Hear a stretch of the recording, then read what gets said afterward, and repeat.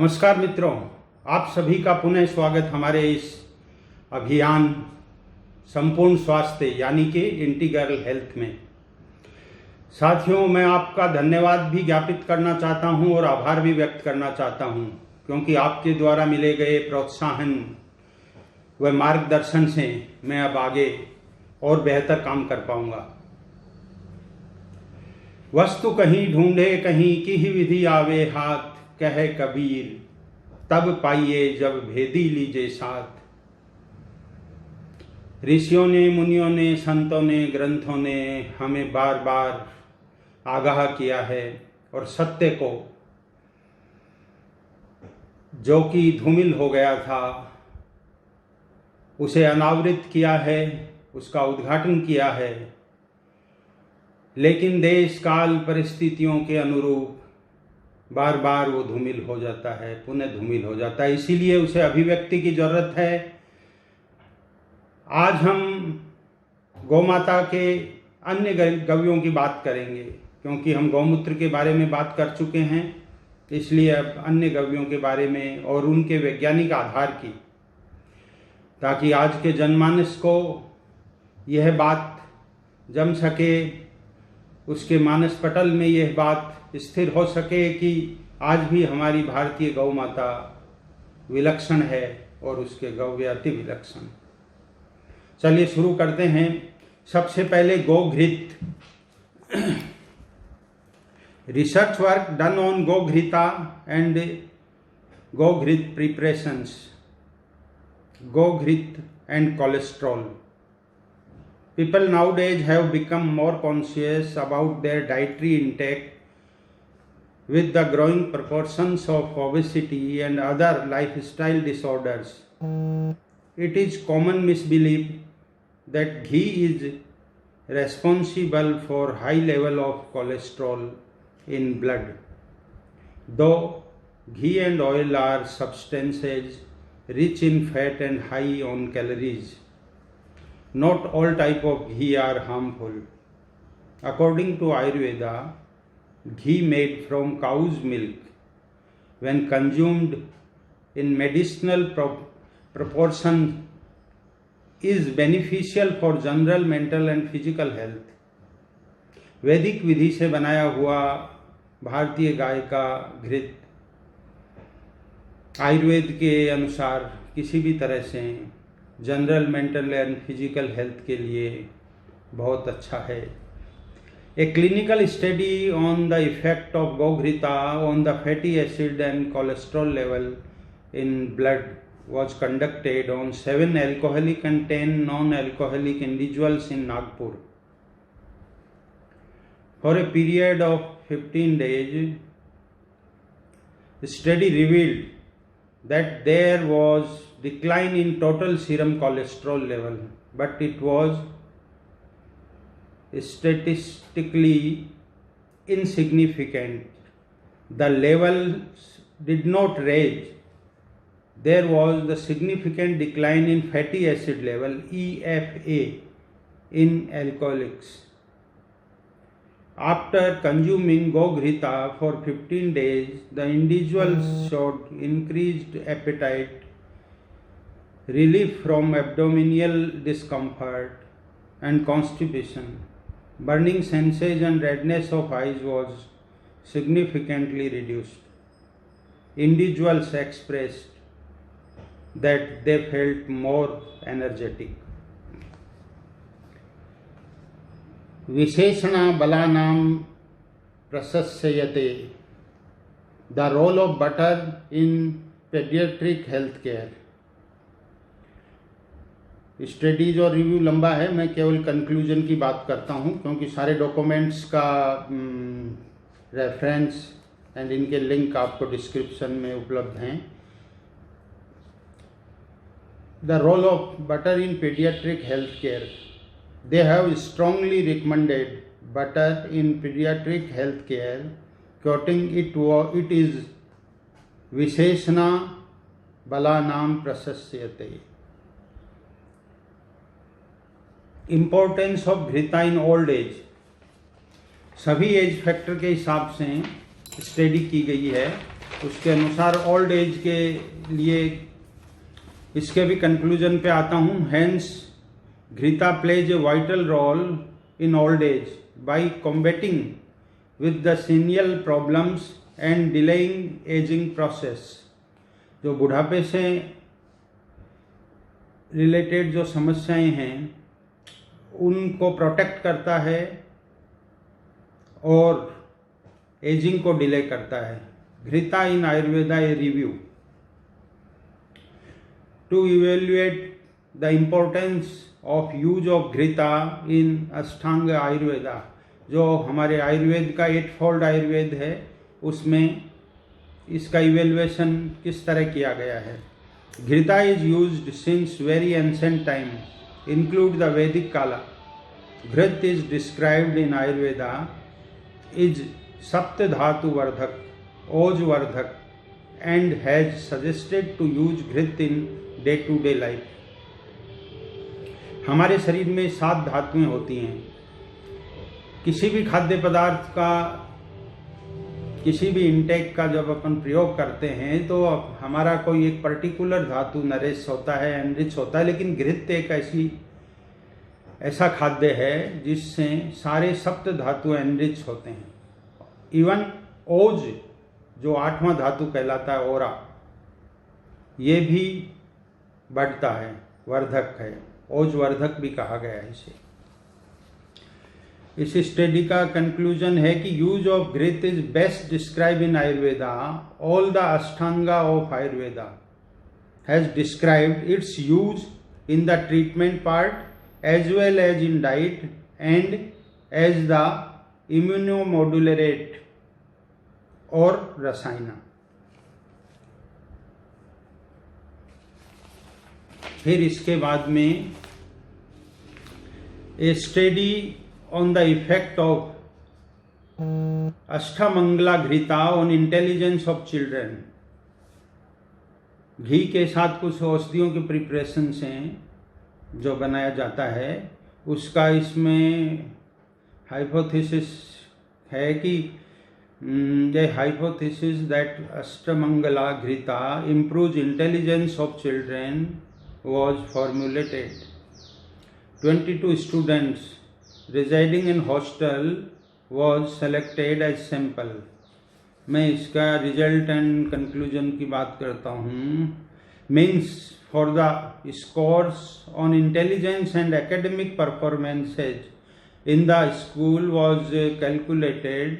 The experimental group showed more gain than the control group for academic performance as well as scores on intelligence. The difference in gain between experimental and control group is attributed to consumption of Ashtamangala Ghrit. Ashtamangala Ghrit has thus shown a favorable effect on the intelligence of children. Effect of topical application of जैतादी घृत on incision and excision wounds। घावों पे या कोई शल्य चिकित्सा हुई है, surgery हुई है, उसमें जैतादी औषधियों के द्वारा घी को ब्लेंडिंग करके जो बनाया जाता है उनका के बहुत बढ़िया रिजल्ट्स देखे गए हैं। Effect of topical application on हिंगवेदा घृता on incision and excision wounds. And इसी तरह effect of topical application of चंदनादि यमक on incision and excision wounds. इस तरह घी की और घी की प्रिपरेशंस की क्लिनिकल और साइंटिफिक अप्रोच से जो व्याख्या है वो की गई है, आप देख सकते हैं। सेकंड जो दूसरा गव्य है वो है milk. Milk A preventive, promotive and curative approach. Milk is described as Ajasrika Rasayana in Ayurvedic literature. It is the lacteal secretion of mammary glands being used as a dietetic item, wholesome since birth, and considered as Jivana, Brahmana, and Nitya Rasayana and Pathatma. Thus, It is good for preventive, promotive, and curative health, particularly in chronic disease condition. It is dhatu vardhak property. It has dhatu vardhak property, thus beneficial to take care of aging. फिर इसका importance of Kshir in गर्भिणी परिचर्या. क्षीर means दूध के लिए कहा गया है. क्षीर इन गर्भिणी परिचर्या with respect to physiological changes in pregnancy. Pregnant महिला की गर्भिणी परिचर्या, उसको क्या देना चाहिए, क्या खिलाना चाहिए, डाइटरी इनटेक, सारों के जो आयुर्वेद में जिक्र है उसमें घी के बारे में जो कहा गया है उसके लिए कंक्लूजन पढ़ता हूँ. It is possible to advise cow milk in pregnancy as mentioned in गर्भिणी परिचर्या which is of dietary and therapeutic importance. Milk के अन्य प्रयोगों में है milk a media for detoxification of रसद्रव्य.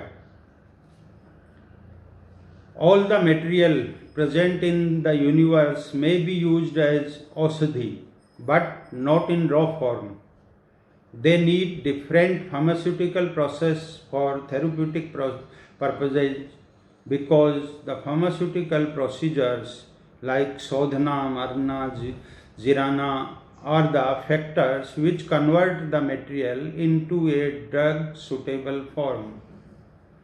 Sodhana is a word used in Ayurveda for multi-purpose like remove impurities, reduce toxicity, increase potency, make the material suitable for further processes, etc.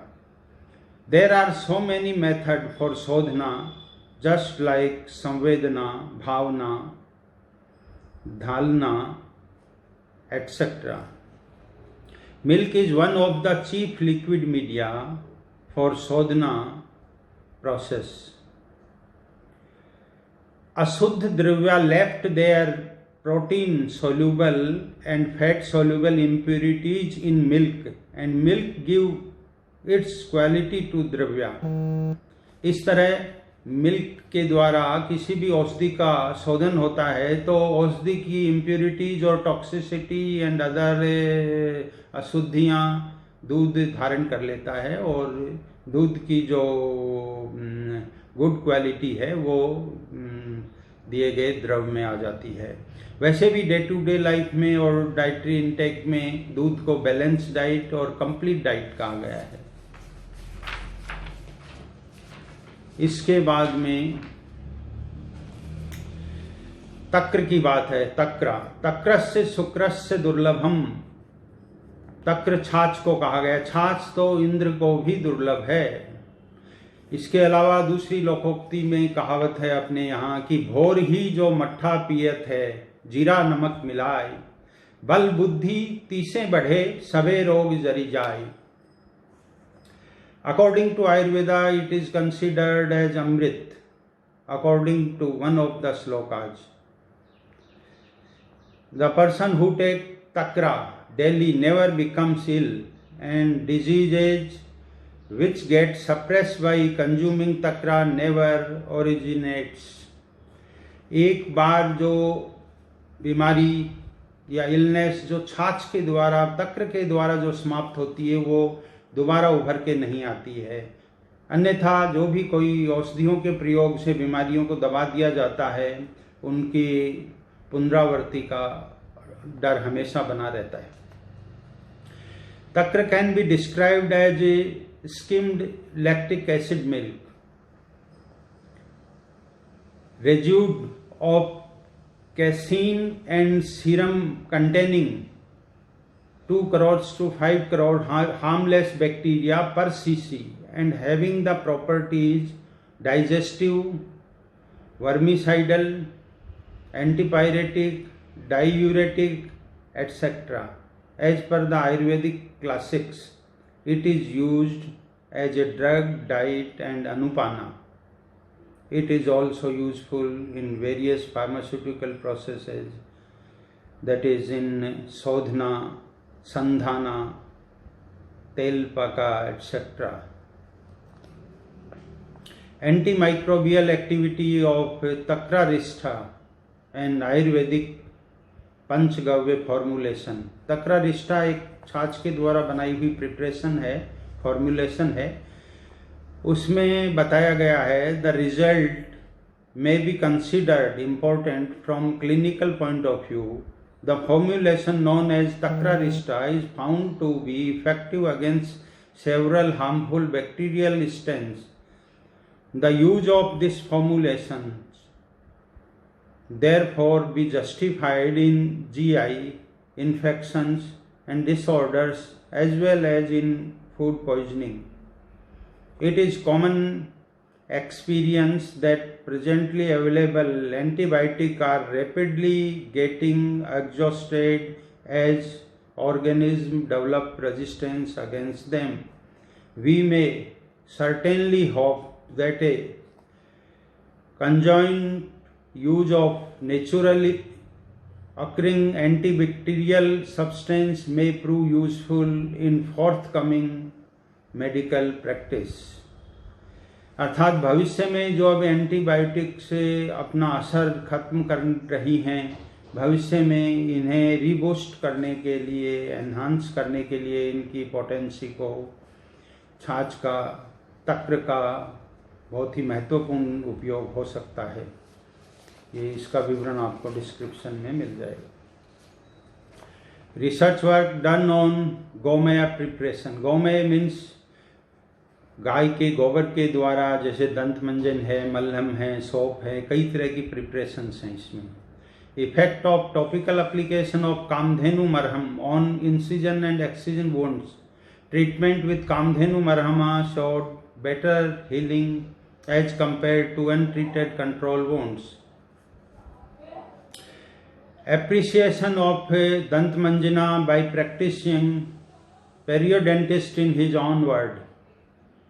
ये MDS consultant पेरियोडेंटिस्ट इन हैदराबाद हैं। इन्होंने अपना अनुभव लिखा है। I have patients like medical doctors, scientist, teachers, nurses, students, engineers who use this powder. These patients comment as follows: we feel fresh minimum for 12 hours, and if we use regular toothpaste, we feel bad breath in 6 hours. My gum bleeding is totally stopped. I feel that my teeth have become strong and mobility has come down. I feel my tartar is breaking. Now there is no pus from my gums. इसमें इनका conclusion पे आते हैं, ये लिखा है कि as a senior periodontist I strongly recommend this tooth powder for healthy gum. मित्रों, इसके अलावा इससे सोप, इसका कंपैरिजन मार्केट में अवेलेबल सोप के साथ किया गया है, और बहुत सारी धूप बत्तियाँ और दिन में उपयोग की बहुत सारे आइटम इससे गौमय से बनाए जा सकते हैं, जिनका बहुत उपयोग है। लेकिन जो एक आम पब्लिक में भ्रांति है, उसे दूर करने के लिए मैं ये सब आपको बता रहा हूँ। After the analysis of Kamdhenu soap for bacteria, fungi and azotobacter, it was found that the percentage of all the above microbial count was found to be nil to very less. This less amount may be due to contamination from the surrounding microflora. Thus, it indicates that any type of microbial action does not affect the soap during the storage or use. इस तरह इसके बारे में। इसके अलावा हम गौ आधारित कृषि में गौमूत्र और गौमय का एक बहुत बड़ा योगदान है, लेकिन ये हमारी जैविक खेती की एक परंपरा रही है, जो कालांतर में इन केमिकल्स के द्वारा नष्ट भ्रष्ट कर दी गई। इसे हम किसी और दिन डिस्कस करेंगे। तब तक के लिए आपसे इजाज़त चाहते हैं। ओम शांति शांति शांति।